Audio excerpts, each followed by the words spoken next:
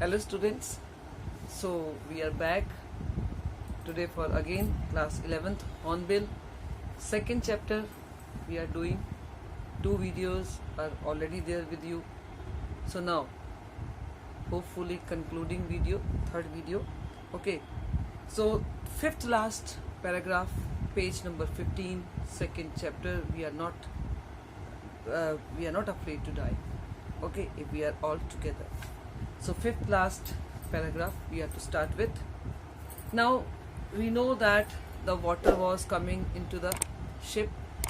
Okay, everything was smashed in the lower decks, and this father, the captain, he went to the children, had a talk with them, though the daughter said that yes, my head, this forehead is swollen, part of this head is swollen, side of this head is swollen, but this father is not having any time as a father because he was now doing the duty of a captain. Okay, because his foremost duty was to stop the water coming into the ship. More problems arose when our hand pumps started to block up, with the debris floating around the cabins and the electric pump short-circuited. Now what they were doing, they were actually pumping out the water from the ship. Okay, they were putting back the water into the sea, and this they were doing with those, we can say, hand pumps. But now because everything was already smashed, so debris means the broken pieces, so broken pieces were floating here and there, we have already read, and now maybe some broken piece, it went into the pipe of that hand pump, and now these hand pumps were blocked and they stopped working. And then there was one electric hand pump, but that also short-circuited because of the water. The water level rose threateningly. Back on deck, I found that our two spare hand pumps had been wrenched overboard. Wrenched means again it is now in a broken state. Okay, twisted out of work. Now even these were not working. Okay, along with the forestay, the chip, the dinghies and the main anchor. Now all these things were now smashed. They were not able to use it now. Then I remembered we had another electric pump under the chart-room floor. I connected it to an outpipe and was thankful to find that it worked. The night dragged on with an endless, bitterly cold routine of pumping, steering and working the radio. So throughout the night they were pumping out the water.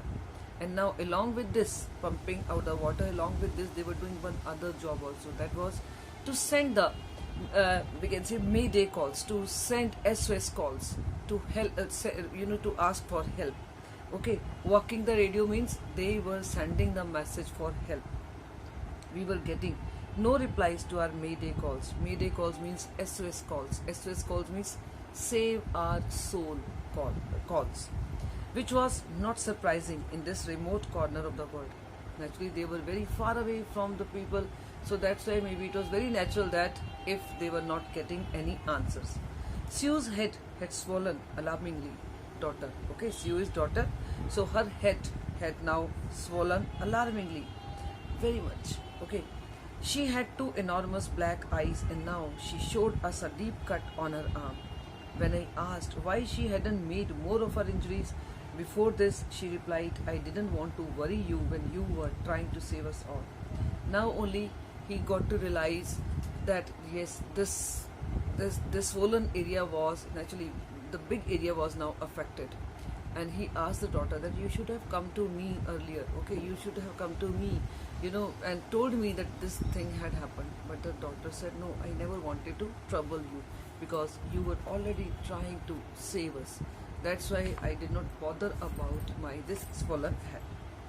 By morning on January 3, the pumps had the water level. Now you may get this question like this, like on page number 14, this is January 2.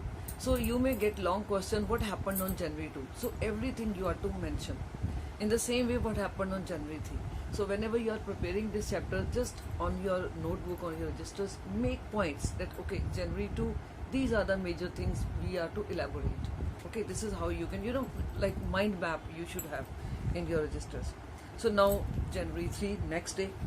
By morning on January 3, the pumps had the water level sufficiently under control for us to take 2 hours rest in rotation. Now they had already maybe reflected that much water that they were able to now take 2 hours rest in rotation. But we still had a tremendous leak somewhere below the water line, and on checking I found that nearly all the boat's main rib frames were smashed down to the keel. Now still the water was coming from somewhere, and when he tried to search it, he got to realize that it was in the base somewhere. Okay, keel is that bottom of that ship. In fact, there was nothing holding up a whole section of the starboard hull except a few cupboard partitions. Now he knew that yes, if the more water continued to come, okay, from that we can say base only, because it was wooden base, so maybe very soon this whole ship will be in pieces. We had survived for 15 hours since the wave hit, but Wave Walker wouldn't hold together long enough for us to reach Australia. Though for the last 15 hours they were trying their best to steer ahead, okay, to move ahead, but still now he knows that maybe they won't be able to reach Australia, means they need repairing for this ship.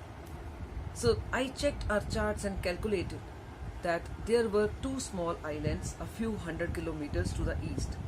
One of them, Ile Amsterdam. Okay, so he now thought that they should take a break journey so that they can get this ship repaired also. So he checked, and then he found that yes, very near there is one Ile Amsterdam island. So if they reach over there, maybe they will get chance to get this ship repaired. So now they wanted to reach there. So Ile Amsterdam was a French scientific base. Our only hope was to reach these pinpricks in the vast ocean. Pinpricks means very small thing. Okay, so really the ocean is so big that these islands seem to be very small. But even then, right now this small island was maybe the only hope if they are able to reach over there. But unless the wind and the seas abated so we could hoist sail, our chances would be slim indeed. But now the only thing is that if the wind slows down, then only maybe they will be able to move ahead and reach over there. The great wave had put our auxiliary engine out of action. Auxiliary means additional engine was now out of action, so it means they were not now having any additional engine. So whatever they had, they were to now use that only. On January 4, now January 3 that much only, now January 4, after 36 hours of continuous pumping, we reached the last few centimeters of water. Now we had only to keep pace with the water still coming in. We could not set any sail on the main mast. Pressure on the rigging would simply pull the damaged section of the hull apart. So we hoisted the storm jib and headed for where I thought the 2 islands were. Mary found some corned beef and cracker biscuit, and we ate our first meal in almost 2 days. So sometime you may get this kind of question also, short questions, that after how many days they had their first meal. After 2 days, okay, they had their first meal, that also cracker biscuits and corned beef. They could not cook the meal. But our respite was short-lived. Okay, respite means this rest. They were thinking that yes, water is now very less in the ship. Now they are maybe out of danger. But this break was very short break. Why? Because at 4 p.m. black clouds began building up behind us.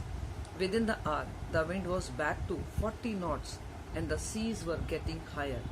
The weather continued to deteriorate throughout the night, and by dawn on January 5, our situation was again desperate. When I went in to comfort the children, John asked, "Daddy, are we going to die?" I tried to assure him that we could make it. "But Daddy," he went on, "we aren't afraid of dying if we can all be together. You and Mummies, you and I." So we can say from this line, this title is taken.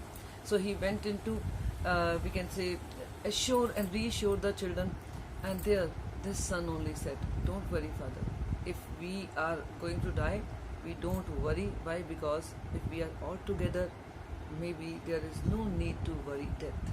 Okay, I could find no words with which to respond, but I left the children's cabin determined to fight the sea with everything I had, though maybe gradually he was losing hope. But now after this talk with the son, the way son said, "Don't worry, father, okay, we won't mind if we die, but we are together." So now again he was determined that he, as a father now, should do something to save the family. As a captain, he should do his duty very well. He should not lose any hope. So now again he was determined. To protect the weakened starboard side, I decided to heave to with the undamaged port hull facing the oncoming waves, using an improvised sea anchor of heavy nylon rope and two 22-liter plastic barrels of paraffin. So now he started once again, okay, that yes, he will do something to save this ship. That evening, Mary and I sat together holding hands as the motion of the ship brought more and more water in through the broken planks. We both felt the end was very near. But Wave Walker rode out the storm, and by the morning of January 6, with the wind easing, now wind was slow, I tried to get a reading on the sextant. Now underline this word sextant, maybe new word for you. Okay, sextant is the instrument, we can say, with which we read angles, we measure angles. So now he once again he worked on the sextant. He wanted to measure the angle, that which side now we should go so that we can reach Ile Amsterdam. Back in the chart room, I worked on the wind speeds, changing of course, drift and current in an effort to calculate our position. The best I could determine was that we were somewhere in 150,000 kilometers of ocean looking for a 65-kilometer wide island. While I was thinking, Sue, moving painfully, joined me. You remember Sue? Okay, daughter. So she joined. The left side of her head was now very swollen, and her blackened eyes narrowed to stilts. She gave me a card she had made. On the front, she had drawn caricatures of Mary and me with the words, Mary is wife, Sue's mother. Okay, and what she had written with the caricatures. Caricatures means cartoons. Here are some funny people. Did they make you laugh? I laughed a lot as well. Inside was a message.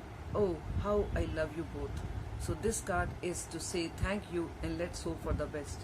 Somehow we had to make it. So this was a card which gave again, motivation to these parents. I checked and rechecked my calculations.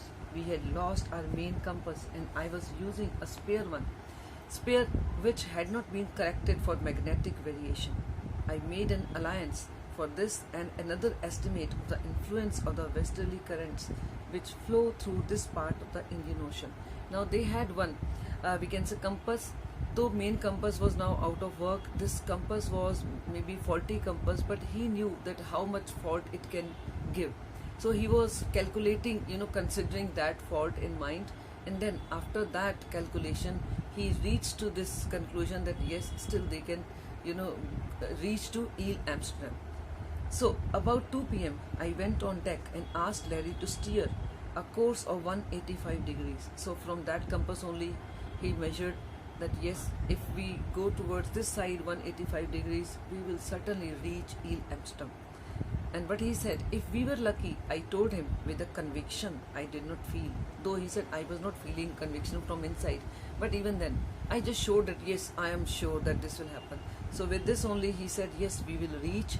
Okay, he could expect to see island by at about 5 p.m. He said, though I was not that much convinced, but even then I said, okay, keep this side only. Okay, maybe this way at 5 p.m. we will reach Ile Amsterdam. Though he said maybe, I was not that much sure. I was still having doubt. Why? Because the compass was faulty compass. Then with a heavy heart I went below, climbed on my bunk and amazingly dozed off. Means had a sleep. Okay, so dozed off. When I woke, it was 6 p.m. and growing dark. I knew we must have missed the island, and with the sail we had left, we couldn't hope to beat back into the westerly winds. Now he said at 6 o'clock when he woke up, he was afraid. Why? Because they were expecting to reach Ile Amsterdam 5. So it means they might have now this Ile Amsterdam they might have left behind, and they cannot now go back. The weather and nothing was allowing them to do this. But at that moment only, a tousled head appeared at my bunk. Tousled means which is not combed properly, that head. Okay. Can I have a hug? Jonathan asked. Sue was right behind him. So who was here? The sun came and he wanted to take a hug. give a hug to father. Why I am getting a hug now? I asked. Because you are the best daddy in the whole world and the best captain, my son replied. Because you are the best daddy. Okay, not today, John, I am afraid. But he said, I don't think that today I am best daddy, best captain, because we have left Eel Amsterdam behind. What? Okay, why you must be, said Sue in a matter-of-fact voice. You found the island. He says, no, you are a best doctor, daddy and captain, because you have found Eel Amsterdam. We have found that, island. What? I shouted.